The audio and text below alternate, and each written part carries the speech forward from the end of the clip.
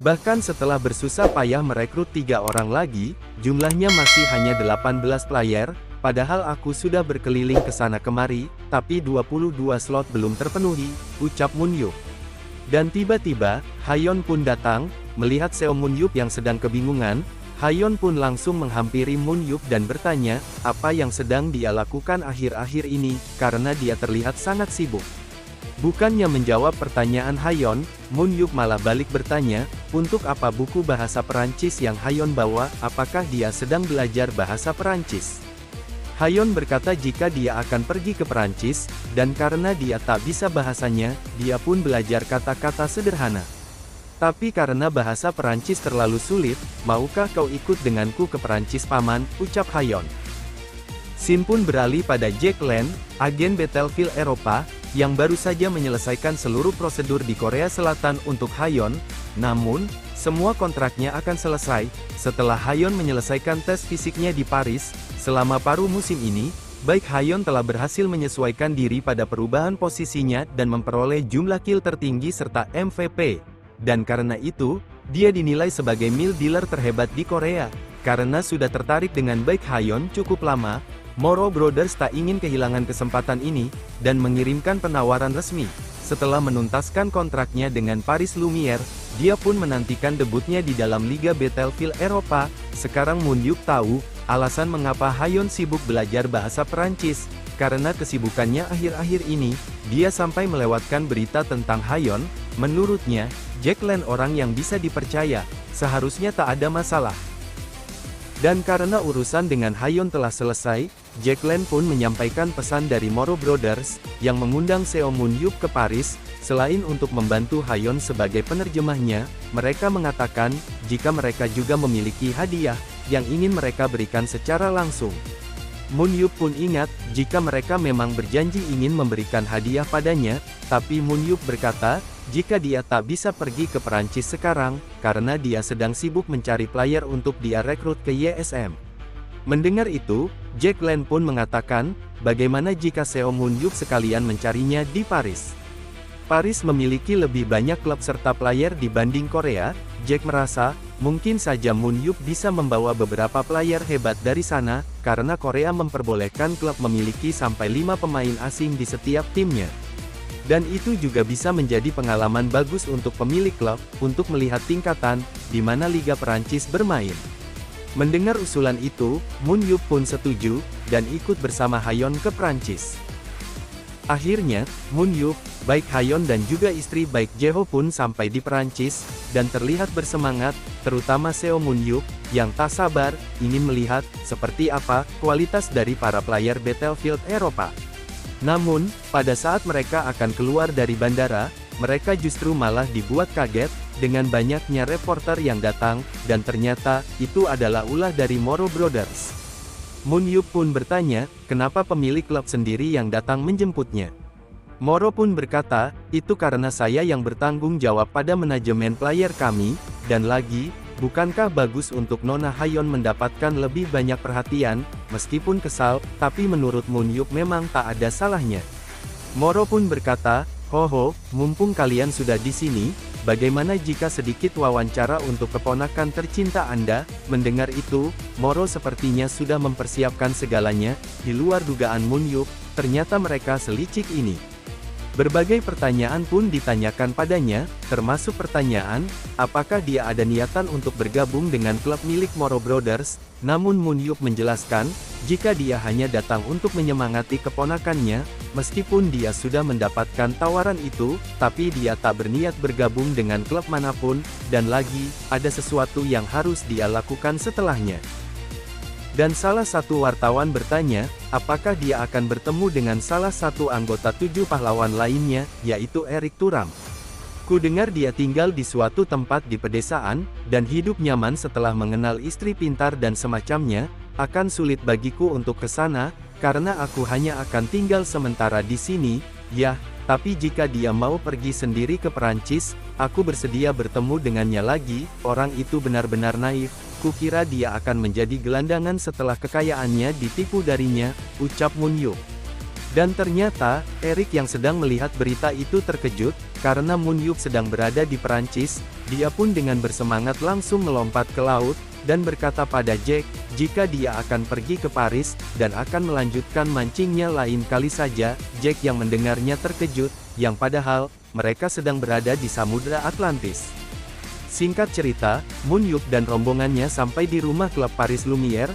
Moro Brothers yang akhirnya berhasil mengundang Moon Yup terlihat sangat bersemangat, dan tentunya, tak ingin menyia-nyiakan kesempatan ini. Mereka berkata, karena Anda sudah di sini, alangkah baiknya jika Anda bisa sekalian membuat kontrak dengan mereka. Keponakanku akan menggantikanku, jadi tolong jaga dia, ucap Moon Yup. Moro Brothers tak menyerah, dan berkata, karena Anda sudah di sini, bagaimana jika Anda sekalian melakukan tes fisik di sini, kami akan mengukurnya dengan tepat untuk Anda. Namun setelah tawaran itu, malah banyak sekali permintaan mereka, sehingga membuat Moon Yup merasa jengkel. Lalu, tiba saatnya, untuk Hayeon melakukan tes fisik. Seperti biasa, tes dilakukan, dengan simulasi bertarung. Setelah monster dimunculkan, Hayeon harus mengalahkan semua monster itu, dalam kurung waktu 1 menit. Hayeon pun dengan cepat melewati mereka, dan dengan sedikit gerakan, dia langsung menghabisi mereka tanpa kesulitan, hanya dalam 22 detik. Meskipun hanya sebentar, Hayeon cukup menikmatinya, bahkan Moon Yup mengakuinya, jika Hayeon kini sudah bertambah kuat. Melihat itu, Moro Brothers sangat terkesan, karena ternyata, Hayeon lebih hebat dan cepat, dari dugaan mereka, sehingga mereka langsung menandatangani kontrak dengan Paris Lumiere. Dengan ini, Hayeon resmi menjadi anggota resmi Paris Lumiere, dan Moon Yup cukup takjub pada Moro Brothers, karena mereka bisa mendapatkan player sekaliber Hayeon, hanya dengan 4 juta euro.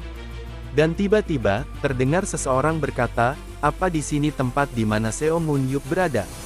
Dan saat mereka menoleh, ternyata itu adalah salah satu top 3 terbaik di arena Battlefield, dan Moon Yup cukup penasaran, karena katanya, dia secepat baik Jeho dulu, saat dia masih muda, karena takkan ada banyak orang yang secepat Jeho, di masa kejayaannya dengan 100 dexterity-nya, dan mereka memiliki Nathan Berner, salah satu top 3 di klub mereka, dan Moon Yup tak menyangka, akan bertemu dengannya di sini. Tahun 2005, setelah Seo Moon Yup dan 7 pahlawan menyelesaikan raid mereka di Final Dungeon, banyak superhuman yang membuang senjata mereka dan pensiun setelah Underground War berakhir.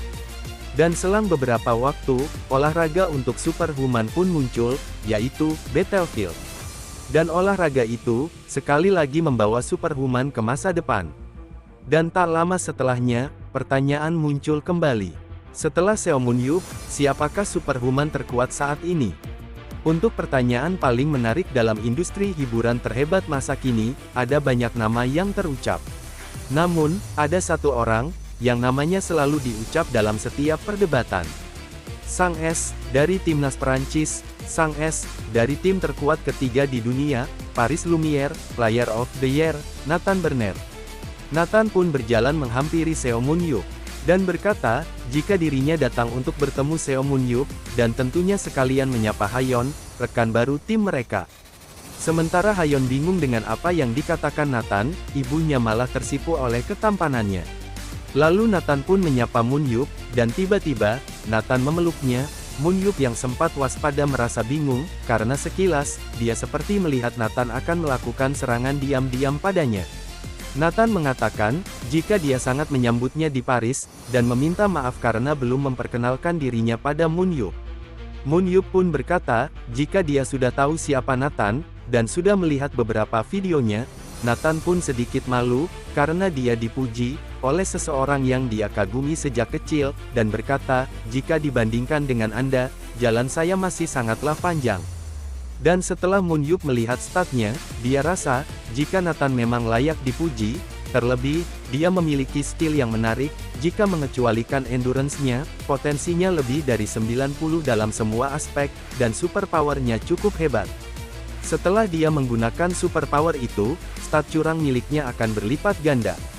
Karena auranya akan terbagi 2, kekuatan serangannya juga akan terbagi 2, tapi karena stat lainnya seperti itu, maka itu bukan jadi masalah besar.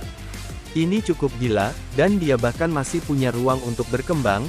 Kalau begini, dia lebih baik dibanding Jeho saat masa jayanya. Dengan teknik sebanyak itu, seharusnya dia cukup ahli dalam serangan gabungan bersama klonnya itu. 80 endurance juga tidak bisa disebut lemah, itu lebih baik dibanding endurance rata-rata milik tank di Liga Korea. Apa yang akan terjadi jika dia melawan Grail Walker, setelah dia selesai bertumbuh? Strength dan endurance orang itu sama-sama 100, dan bahkan dia punya potensi dexterity sampai 96 dengan tubuhnya. Pertarungan itu sangat menarik untuk ditonton, ucap Moon Yup dalam hatinya. Dan sekarang, Moon Yup menyadari, alasan mengapa banyak orang-orang yang berinvestasi di Battlefield, karena untuk melihat orang-orang seperti mereka bertarung, memang membuat penasaran, jika orang kuat itu, dan orang kuat ini bertarung, siapa yang akan menang. Lalu, tiba-tiba lamunannya berhenti, saat Nathan bertanya, apakah Moon Yup sudah berbaikan dengan Grail Walker, karena setahu dia, jika Grail dan Moon Yup sudah bertarung belum lama ini, karena Grail selalu memuji Moon Yup, di mana saja dia berada. Moon Yup berkata, jika dia tak bertarung, dia hanya menunjukkan level mereka saja, yang jelas jauh berbeda. Mendengar itu, Nathan dan Moro terkejut, karena Moon Yup bisa mendominasi pertarungan melawan Grail Walker, si tank terkuat yang tak tergoyahkan dari Amerika. Mendengarnya langsung dari Moon Yup, membuat Moro sangat terlihat bahagia, karena berita kemenangan ini tak disiarkan di media manapun, dan jelas membuat siapapun yang mendengarnya kaget. Nathan berkata, apa memang mungkin untuk melawannya 1 lawan 1? Dengan santai Moon Yup berkata, memang dari mana tidak mungkinnya, dia tetap manusia biasa. Mendengar semua pernyataan itu, Moro Brothers sangat senang dengan kepercayaan diri dari Moon Yup, ini membuktikan jika dia memang yang terbaik. Akan tetapi, Nathan masih takjub akan hal ini, karena baginya sendiri, dia sebisa mungkin menghindari 1 lawan 1 dengan Walker, meskipun secara strength tidak baik untuk Neil Dealer melawan tank secara langsung, akan sulit bagi Nathan untuk yakin 100% bisa menang melawannya, bahkan jika dia mengerahkan seluruh kemampuannya, tanpa ada batasan waktu dan lingkungan. Nathan penasaran, seberapa kuat sebenarnya Seo Moon Yup. Kupikir akan mustahil melawannya, tapi dia berhasil kembali hidup-hidup, jadi bagaimanapun, aku harus bertarung melawannya, ucap Nathan dalam hatinya.